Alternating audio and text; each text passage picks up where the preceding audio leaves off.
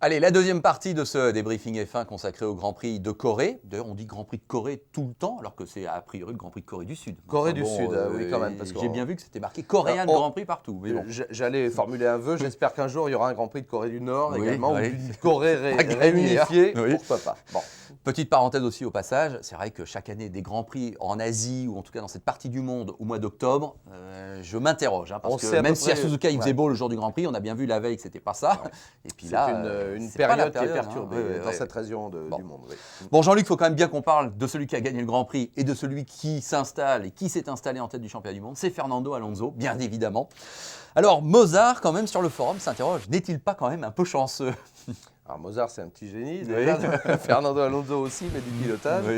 Oui, c'est clair que là, il récupère une victoire qui ne lui était a priori pas destinée. Si je me réfère encore une fois au niveau de performance établi sur une piste sèche lors des qualifications, il est dans le coup, à quelques centièmes encore une fois, mais il est derrière les deux Red Bull. Donc logiquement, on aurait très bien pu assister à une course qui ressemblerait beaucoup à celle du Japon, à celle de Suzuka. Bon, ça n'est pas le cas. Une erreur de Weber, alors ça, bravo Alonso, lui, pas d'erreur de pilotage. Oui. Une défaillance technique, bravo Ferrari, pas d'erreur de fiabilité. Il récupère la victoire, mais de manière flamboyante, parce qu'il a maintenu la pression. Dans les derniers tours notamment, il était assez proche de Vettel, qui devait sentir d'ailleurs que sa machine était en train de faiblir, puisqu'il passe le message très clairement à son équipe, donc on le sait bien, à Charlie Whiting et Herbie Blash, qui écoutent tout au niveau de la direction de course, en disant « on n'y voit plus rien, j'ai du mal à trouver mes repères de freinage, je ne vois plus les bosses ». Bon, très clairement, c'est attention, ça devient dangereux, arrêtez-nous vite parce que je suis en tête, mais je ne suis pas sûr de rester. Ouais, bon, voilà. Bien sûr, ok. Alors, autre question corollaire par rapport à Alonso, Clem F1, Sucri te la pose, est-il du coup le favori pour le titre ?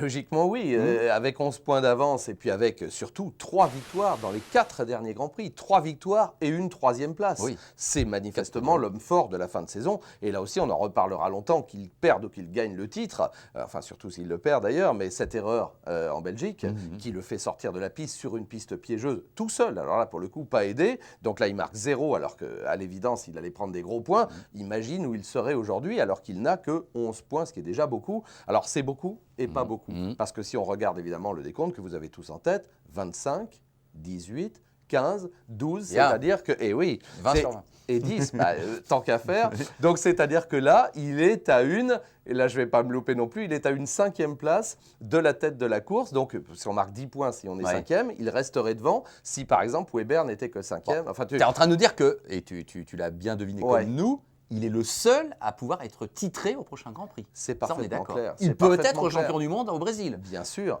Aucun autre ne peut. Et c'est le seul. Oui. C'est-à-dire que s'il conserve, et on rappelle qu'il a 5 victoires et c'est le seul, s'il conserve donc plus de 25 points d'avance sur son poursuivant, quel que soit le poursuivant, et a priori évidemment une nouvelle fois le mieux placé c'est Weber, eh bien il est champion du monde à l'issue du Grand Prix du Brésil. Alors à la fois, bon, il a une trajectoire formidable. Moi ce que je souhaite évidemment c'est qu'on décroche le titre au dernier Grand Prix. Voilà, c'est ça.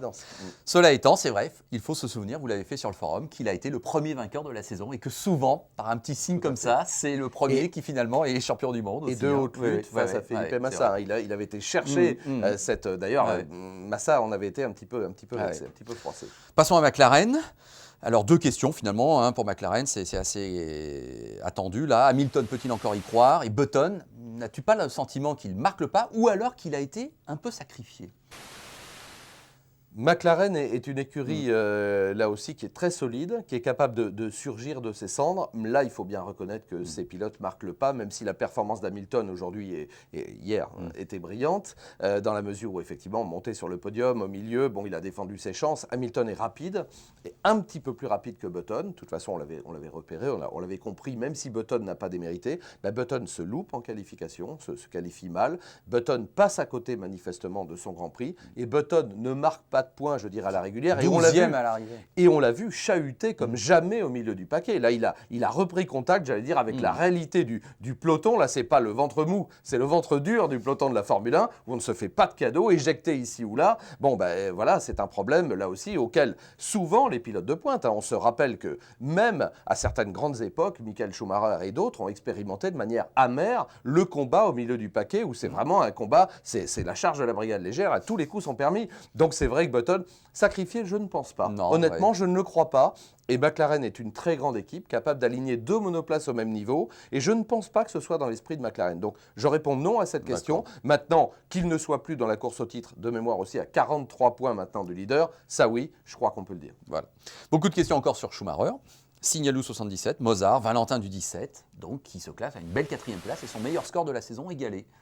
Je vais mettre un bémol tout de suite, mais pour le louer après, Nico Rosberg était devant. Et Nico Rosberg faisait un Grand Prix formidable. Il doit renoncer donc suite à cet accrochage, malheureusement trop tôt, après la sortie de piste de Weber. Mais Nico était en train de monter à l'évidence sur le podium. Et compte tenu des événements qui se sont produits, c'est clair qu'il était au moins 3e. Et puis après, on ne sait jamais ce qui peut arriver, surtout dans un Grand Prix aussi chaotique et en mettant la pression. Manifestement, donc chez Mercedes, on avait opté, et donc du côté de Ross Brown, pour des réglages prévus vraiment pour la pluie et vraiment de manière assez sévère, assez tranchée. Ce qui permettait aux 2 pilotes, parce qu'on l'a vu, d'être très performants en début de course. Donc évidemment, après l'élimination de Nico Rosberg, et j'en viens, Michael Schumacher mène une très très belle course, vraiment, au pas de charge. Là, c'est du Schumacher comme on l'aime. Il est à sa place, même si, bon, en temps, il termine assez loin. Hein, mais c'est un beau Grand Prix. Là, il peut s'honorer de ce Grand Prix. C'est vrai que ça se termine plutôt pas mal. Maintenant, au décompte des points, il est encore assez loin. Allez, 2 petites questions pour finir, Jean-Luc.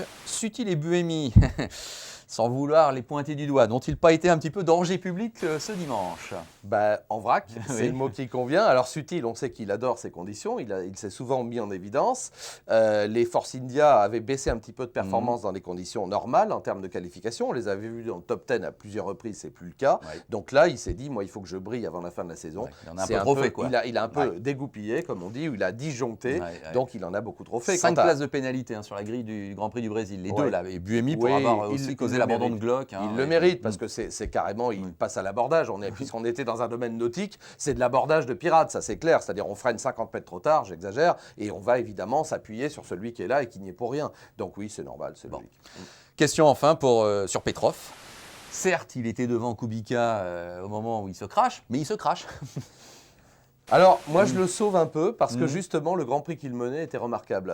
Kubica a dit après la course que la première partie, avant de monter les intermédiaires, sa principale mission était de rester sur la piste. Elle a été parfaitement remplie. Je rappelle qu'on a changé, j'ai tout en mémoire là pour le coup, au 20e tour des pneumatiques sur la machine de Petrov, donc au 20e tour de manière anticipée, au 31e seulement sur la monoplace de Kubica. Donc c'était vraiment très tôt pour Petrov, donc avec un jeune pilote, et on l'a fait, soyons crus, probablement pour tester sur cette voiture-là, sur la Renault, avec l'équilibre de la Renault, les qualités de la Renault, la performance des pneumatiques intermédiaires. La réponse, elle est dans ma question, c'était trop tôt. C'est évident que Petrov était à la limite et qu'il a perdu le contrôle, ça fait partie du jeu. Il sort violemment, heureusement il ne se blesse pas d'ailleurs, il termine dans l'avant-dernier virage de mémoire, ce qui permet d'attendre au maximum et de changer les pneumatiques de Kubica. C'est normal qu'on fasse ça dans une équipe et c'est normal qu'on le fasse au bénéfice de Kubica. Donc oui, mais Petrov, je le dédouane un petit peu, et puis c'était tellement beau tant qu'il était en piste que moi j'ai bien aimé là aussi. C'était du Kobayashi, tu vois ce que je veux dire, dans le bon sens du terme, c'est-à-dire de la bravoure et on y va. Kobayashi 8e, une nouvelle fois dans les points. Génial, génial. Bon, écoute, je te propose de t'arrêter là, mais avec plaisir. Ça passe toujours très vite. Mais enfin bon, là je crois que c'était vraiment bien complet et il fallait ces 2 parties pour revenir sur tout ce qui s'est passé pendant ce Grand Prix de Corée, que vous avez pu suivre aussi grâce à notre live tech sur motorstay.com, grâce à nos amis et partenaires de F1-direct.com. Merci Jean-Luc. Merci. Remets-toi bien de tes émotions. Tu as droit je la vois un peu cassée, ça a duré longtemps, mais bon, il n'y a pas de souci. Merci de votre fidélité à tous et à très bientôt. Salut à tous.